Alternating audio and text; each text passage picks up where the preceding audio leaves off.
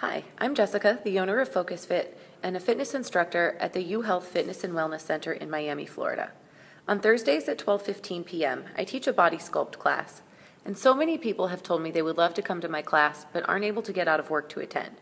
So now I'm bringing the workout to you. Over the past year, I've been focusing on the training concept known as progression. That is, gradually increasing your weights to really see strength gains in an exercise. Here's how it works. For 8 weeks, we do the same 8 exercises, and every 2 weeks, we increase the weight and decrease the reps. On week 1, we always start with 3 sets of 20. Here's the set and rep breakdown. Remember, you should be reaching fatigue by the end of each set, and the decreased number in repetitions is due to the increase in weight. Since it's the end of the year, we only have 6 weeks for this round. In order for this format to really work for you, don't be afraid to use heavy weights. Your muscles should be tired after each set, regardless of how many repetitions it is. Some of the women in my class work their way up to 25 and 30-pound dumbbells, and I promise you, they don't get bulky, they just get really ripped. Another training principle is recovery, which is just as important as the heavy lifting. At the end of every 8 weeks, we take a week to focus on myofascial release with the foam roller, coordination exercises, and stretching. I also recommend that my participants take that week as recovery from all other activities so that their bodies can get the rest they need and muscles can rebuild so that they're actually ready for the next round. This workout is best done in a gym so that you have the equipment and the weights that you need to sufficiently challenge your muscles. In order to help you select your weights, here's a preview of the exercises we'll be doing. And don't worry, we're going to go through each exercise step by step, including progressions, so you know how to increase the intensity as you go through the 6 weeks. The exercises in this round are goblet squat, chest press, monster walk, upright row, skull crusher, resisted crunch, and back extension on stability ball. Here's what kind of equipment you need to be able to do these exercises. 1 heavy dumbbell, a medium set and light set of dumbbells, medium and light resistance bands, stability ball, a mat, and you're ready to go. A general warm-up of walking, jogging, cycling, or some other type of cardio machine is sufficient to get your heart rate up.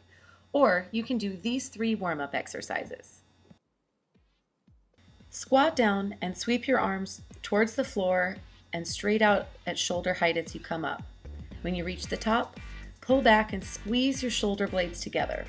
Try to be as active as possible with the upper body as you do this exercise to get blood flowing to the upper body. As you squat down, try to keep the chest lifted and the back straight, dropping the hips low without letting the knees come past the toes.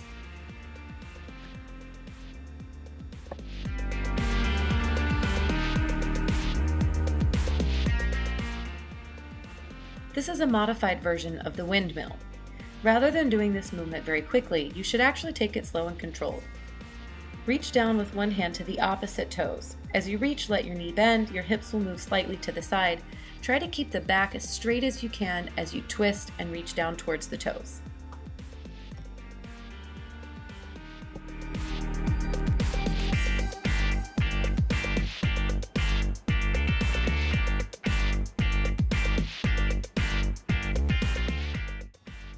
Start with your arms straight up over your head, palms facing forward and tops of the hands pressing back.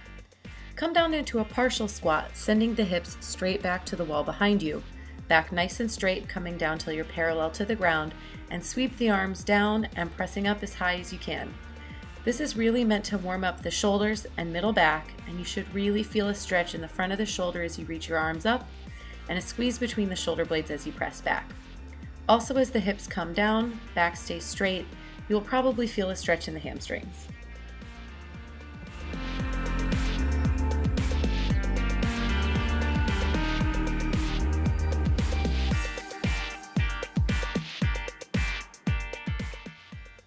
Allow at least 45 minutes for the workout. Remember, you need to focus on form, not on speed. It's not a circuit, so it's not really meant to be done fast, and all movements should be slow and controlled. Rest 30 to 60 seconds between sets, longer if you need it, and your muscles should burn, but nothing should hurt. If it does, stop the exercise. To increase intensity in exercises 1 through 6, all you need to do is increase the weight.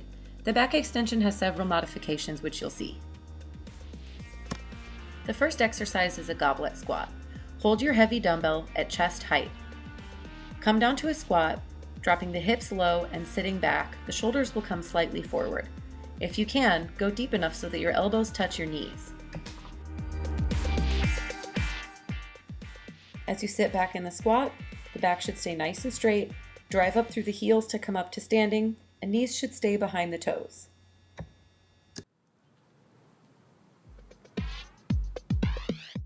For the chest press, lie on your back maintaining 5 points of contact: your head, your shoulders, your hips, and both feet on the floor. With the weights at the shoulders, press straight up towards the ceiling, straight out in front of you, shoulder blades stay back, and bring it back down slow and controlled. For the monster walk, stand over your medium resistance band, pull the handles up so that your hands can rest on your shoulders.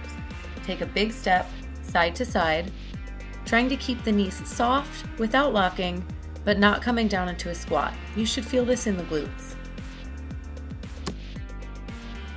The upright row uses your light set of dumbbells. Stand tall, knees soft, feet shoulder width apart. Pull the weights straight up. Think about drawing 2 straight lines straight up your body. At the top, pull the weights slightly apart and squeeze between the shoulder blades. Lead with the elbows on the way up, so at the top, the elbows are higher than the hands and higher than the shoulders.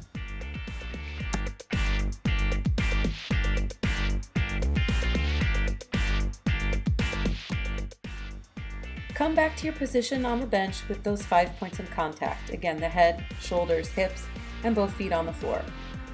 Hold your weight straight up over your head. I have one of my light dumbbells here. Keep the elbows in position. Don't let them drop forward or back, and bend the elbows, lowering the weight towards your forehead. Slow and controlled is really important here as that weight's coming towards your face. Carefully press back up. For the resisted crunch, you need your light resistance band. Lie on the ground and hold the band without any stretch, then stretch it across the tops of the thighs. Elbows stay locked as you do this exercise, and when you come up into your crunch, your hands press into the band, increasing the stretch on the band as you come up. Exhale on the way up, inhale down. We have several options for the back extension. Here you can see I have knees down, hands behind the head, elbows stay back, coming to full extension around the balls. To increase, straighten the legs. Nothing else about your position or movement needs to change. To increase intensity here, you bring the arms out to the sides, not fully extended. And to find your highest level of intensity, stretch your arms straight up over your head, and this will give you full weight, full intensity for your back extension exercise.